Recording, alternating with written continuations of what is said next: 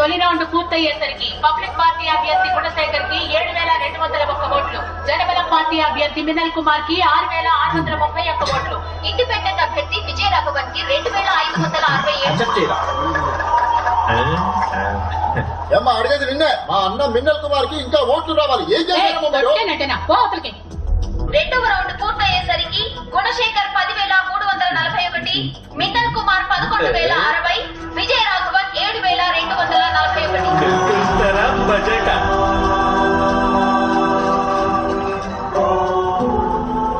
మూడవ round ముగిసేసరికి public party అభ్యర్థి గుణశేఖర్ 15,501, చెప్పనా అదిరింది లెక్క. జనరల్ పార్టీ అభ్యర్థి మిన్నల్ కుమార్ 11,171, ఇండిపెండెంట్ అభ్యర్థి విజయరాఘవన్ 15,508.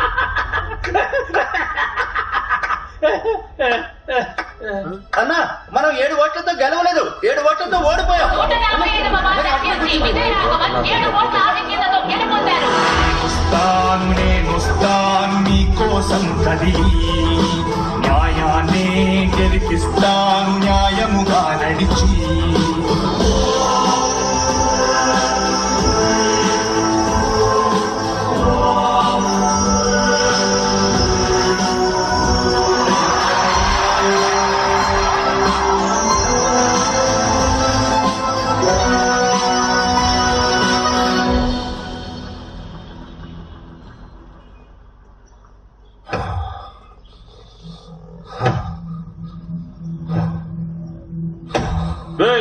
నీకే గట్లుంటే నేను చచ్చిపోయి ఉండాలి. వచ్చావు కదా ఇందాక.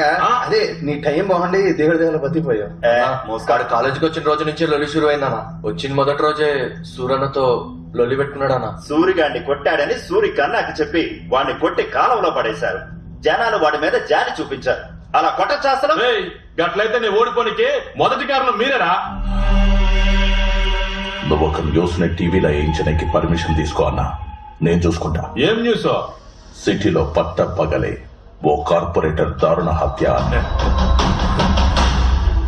శత్రువు మనల్ని ఎదిరించి ఓడించే లోపే శత్రువుని మన గుప్పెట్లో పెట్టుకొని మనం మన గమ్యాన్ని చేరుకోవాలి.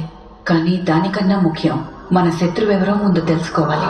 ఏ వార్డ్ లో కూడా నాకు నా పార్టీకి తెలియకుండా ఒక్కటి కూడా శాంక్షన్ ఇవ్వకూడదు. సార్, ఆ 145వ వార్డు కార్పొరేటర్ కాల్ మీద కాల్ చేస్తున్నాడు. అన్నా ఏంటన్నా ఇది? ఆ ఇండిపెండెంట్ క్యాండిడేట్ మీకెందుకు కాల్ చేస్తున్నాడు? నేను విజయరాఘవాన్ని, 145వ వార్డ్ కార్పొరేటర్ ని. ఇండిపెండెంట్ గా గెలిచిన మీ సపోర్ట్ లేని ఏది జరగదు సార్. మీ బ్లెస్సింగ్స్ కోసం కాల్ చేశాను. రాజకీయాల్లో మీరే నాకు రోల్ మోడల్ సార్. మీ సపోర్ట్ నాకు ఎప్పుడు కావాలి సార్. మీరే నా ఇన్స్పిరేషన్. మీతో ఎప్పుడు టచ్ లో ఉంటాను సార్. మీరే నాకు గైడ్ చేయాల్సిందే.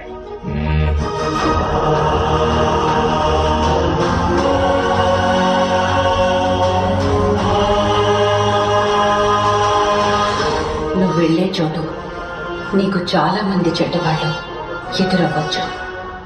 నువ్వెవ్వరికీ భయపడకు. ఎంతమంది చెడ్డవాళ్లున్నా వాళ్ల మధ్యలో నువ్వు మంచివాడిలా ఉండు. ఎందుకంటే చెడ్డవాడు ఈ లోకాన్ని మాత్రమే గెలుస్తాడు, కానీ మంచివాడు ఆ చెడ్డవాడిని కూడా గెలుస్తాడు.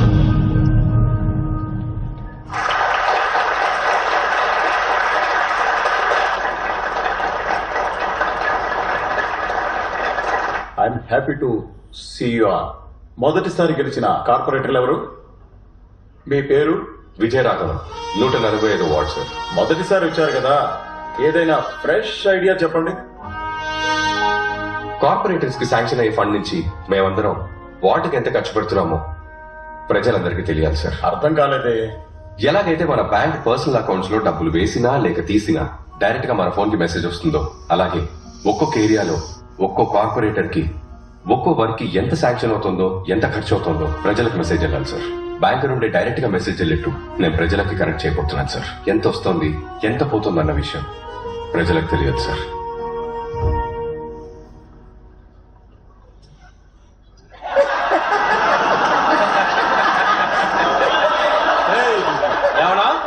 అందరికి ఓపెన్ గా చెప్తావా? అందరం అందరి దగ్గర ఓపెన్ చేసుకుంటూ వెళ్ళామనుకో, అందరం క్లోజ్ అయిపోతాం. ఏం మాట్లాడుతున్నావు నువ్వు? ఏమాకుంటే మాట్లాడుతున్నావా? కూర్చోండి. గొడవ చేయకుండా కూర్చోండి. కొత్త కదా అట్లనే ఉంటది. ఏంటి కామెడీ చేస్తున్నారా? గవర్నమెంట్ ఎంత శాంక్షన్ చేసిందో, ఎంత ఖర్చు అయిందో, ఎంత మిగిలిందో ప్రజలకు ఎలా చెప్తారు మీరు? అదంతా పెద్ద ప్రాసెస్. ఈ హెల్ప్ మీరు చేశారంటే మీరు చాలా పెద్ద విజయం సాధించినట్టే. మా ప్రజల గుండెల్లో ఎప్పటికీ అలా నిలిచిపోతారు సార్. ఇలాంటి వేస్ట్ మాటలని ఇంకెవరికైనా చెప్పండి. మీరు చెప్పినవన్నీ చేయాలంటే మేయర్ గారి approval, corporation commissioner approval, zonal chairman approval కావాలి. అయ్య బాబోయ్, చెప్పడానికి అల్పు వచ్చేసింది చూసారు మీరు. సార్, ఇతని పేరు కుటుంబరావు. 144, 145, 146 ఈ 3 వార్డులకు రోడ్స్ లైట్స్ కాంట్రాక్టర్. ఇతని పేరు చలంగారు, చెత్త డ్రైనేజ్ కాంట్రాక్టర్. ఇతని పేరు పురుషోత్తం సార్, నీళ్ల కాంట్రాక్టర్. వీళ్ళ ముగ్గురు మీకు right hand, back hand, left hand అయితే కరెక్ట్ గా ఉంటుంది సార్. సార్ కి నేను చెప్పేది అర్థమైంది అనుకుంటా. కష్టపడకుండా సంపాదించుకోవచ్చు. మిస్టర్ కుటుంబరావు, మన ఈ వార్డులో మొత్తం 5 వీధులు ఉన్నాయి. 150 మీటర్ల రోడ్డు వేయాలి. ఎంత వర్షం వచ్చినా వచ్చే 10 years వరకు స్ట్రాంగ్ గా ఉండాలి. ఇక్కడ యాక్చువల్లీ 42 కరెంట్ స్తంభాలు ఉండాలి, కానీ ఉన్నవి 27.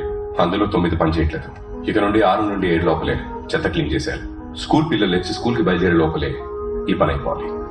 గాలి గట్టిగా వీస్తే రాలిన ఆకులు ఎగరాలి తప్ప చెత్త కుండీలో చెత్త ఎగరకూడదు. సార్, ఒకవేళ తుఫాన్ వస్తే? తుఫాన్ వచ్చినా సరే అక్కడ ఎగరడానికి చెత్త ఉండకూడదు. మిస్టర్ పురుషోత్తం, వారానికి 4 వాటర్ ట్యాంకులు రావాలి, కానీ 2 వస్తున్నాయి. ఇంతకు ముందు సంగతి నాకు అనవసరం, కానీ ఇప్పటి నుంచి వారానికి 4 వాటర్ ట్యాంకులు రావాలి. నేను ఇప్పుడు చెప్పిన దానికి బడ్జెట్ ఎంత అవుతుందో రిలాక్స్డ్ గా వర్కౌట్ చేసి చెప్పాను. దానికి ఎందుకన్నా వర్కౌట్ చేసుడు? రోడ్ లెక్కల్లో చెప్పవచ్చు. రోడ్ నీకు ఒక 5 అవుతుందన్నా. మీకు, నాకు, మన ఏరియా వాళ్ళకి ఓ 4 వేసుకోండి. తర్వాత పోలీస్ స్టేషన్, కార్పొరేషన్ కమిషన్ అని ఓ 3 పెట్టుకోండి. మొత్తంగా ఓ 12 లక్షలు అవుతుంది. ఇక స్ట్రీట్ లైట్లు ఒకటి 42 రూపాయలు, 80 వేసుకోవచ్చు మనం. అట్లాగే వారానికి 4 బల్బులు పోయినాయి అని మనం నొక్కేచానా. ఇంకా వైర్లు పోయినాయి, అయిపోయినాయి అని చెప్పి సంవత్సరానికి ఎట్లా లేదన్నా 4 లక్షలు నొక్కేచానా. ఒక ట్యాంకర్ 1500 రూపాయలు కాంట్రాక్టర్ కి ఇచ్చేస్తే 2500 సంపాదించవచ్చు. ఈ సెటప్ అంతా కలిపి 12 లక్షలు వస్తాయి. మనం 15 రౌండ్ చేద్దాం. సార్, ఈ చేతదంతా మనం డిసైడ్ చేసేది సార్. ఉన్న చేతని లేదని చెప్పొచ్చు, లేని చేతని ఉండదని చెప్పొచ్చు. అంతా మనం చెప్పేదే సార్. వీళ్ళలా కాదు నా డిపార్ట్మెంట్. బడ్జెట్ ఇంత అని చెప్పండి సార్. సాలిడ్గా 30% ఇస్తా మీకు. అయితే మిస్టర్ కుటుంబరావు, రోడ్డుకు ఒక 5, లైట్కి ఒక 2 లక్షలు. మిస్టర్ పురుషోత్తం, మీకు ఒక ట్యాంక్ 1500 ఇస్తున్నాను. దీని ప్రకారంగా వర్కౌట్ చేయండి. ఎక్స్ట్రా ఏమన్నా అయితే అఫీషియల్ గా చూస్తున్నాం. చెత్త నువ్వు డిసైడ్ చేసేది, నేను డిసైడ్ చేసేది కాదు. గవర్నమెంట్ ఎంత అమౌంట్ శాంక్షన్ చేసిందో ఆ అమౌంట్ లోని పని అయిపోవాలి. ఇందులో కమిషన్లు కూడా కుదరదు. ఇంకా మాకేం మిగులుతుందన్నా? మీరు న్యాయంగా పనిచేస్తే మీ ముగ్గురికి న్యాయంగా లాభం వస్తుంది. సార్, ఏంటి సార్ కామెడీ చేస్తున్నారా? ఏంటిది అంత కొత్తగా మాట్లాడుతున్నాడు? ఈ ఏరియాలో 10-15 ఏళ్ళగా మేము గీ లెక్కలోనే పనిచేస్తున్నాం తెలుసా. మీకు మాకు మధ్యలో చాలా మంది ఉంటారు. వాళ్ళ గనుక కోపం వస్తే ఏమైతుందో ఎరకనా? అరే మంచి ఏరియానా, బాగా సంపాదించుకో, టక్క శాంక్షన్ అయితే ఇడా. నేను చెప్పిందే బడ్జెట్. మీ వల్ల అవుతుందా లేదో చెప్పండి, లేదా నేను చూసుకుంటాను. ఏమంటారు? ఇంకా ఒకే వారంలో నేను ఏ చేంజ్ అయితే కోరుకుంటున్నాను అది నా కళ్ళక్కడ. అన్న అందరి నోట్ల కేక్ పెడుతుండ్రు, నా నోట్లో కూడా పెడతానంటావా లేదా? ఆల్రెడీ వాడు పెట్టింది కదన్నా.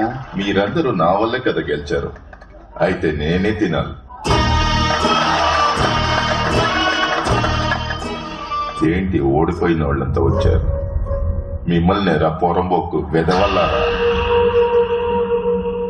నేను ఇచ్చిన డబ్బులు కరెక్ట్ గా డిస్ట్రిబ్యూట్ చేశారా? చేసినామన్నా, నువ్వు చెప్పినట్టే అందరికి పంచినాం. చెప్పు రే. అవునన్నా, సగం మనోళ్ళకి సగం ప్రజలకి పంచి ఓడిపోయామన్నా. అబద్ధం చెప్పేవాడి బలం ఎదుటి వాడికి నిజం తెలియనంత వరకే రా గుణశేఖర్. ఒక్కసారి తెలిసిందనుకో నిన్ను కుక్క కన్నా హీనంగా చూస్తాడు. నాకు ఒక పర్మిషన్ కావాలి. కార్పొరేటర్ ని మర్డర్ చేయాలనుకుంటున్నా.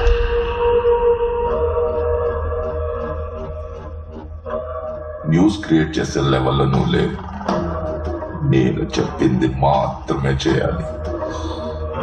గుణశేఖర్, 50 సీట్లు మనం ఓడిపోయాం. అందులో 9 మంది ఇండిపెండెంట్లు. ఆ రాఘవతో మాట్లాడి మన పార్టీలో చేరమని.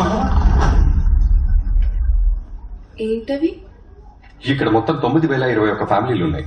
ఒక్కొక్కళ్ళకున్న ప్రాబ్లం కనుక్కొని సాల్వ్ చేయడానికి 9021 ఫైల్స్ క్రియేట్ చేస్తున్నాం. ఒక్కో ఫ్యామిలీని మీట్ చేసా. అది అసలు పాసిబుల్ అవుతుందా? వాళ్ళు ప్రాబ్లమ్స్ చెప్పడం మొదలు పెడితే 5 నిమిషాలేంటి, 5 గంటలు కూడా సరిపోదు. ఏమంటారు టైలర్ గారు? ఏవయ్యా, ఆ ట్యూషన్ మాస్టర్ చూసినవా? సూపర్ గా గెలిచిండు. మంచి చేస్తాడనుకుంటా. అందరూ ఒకలాంటి వాళ్ళనే. అతను మాత్రం ఏం చేస్తాడు? 2 రోజులు చెప్పేసుకొని 4గురిని పాస్ చేయించగానే వాడేదో పెద్ద తోపని వాడికి ఓటేసి కార్పొరేటర్ని చేశారు.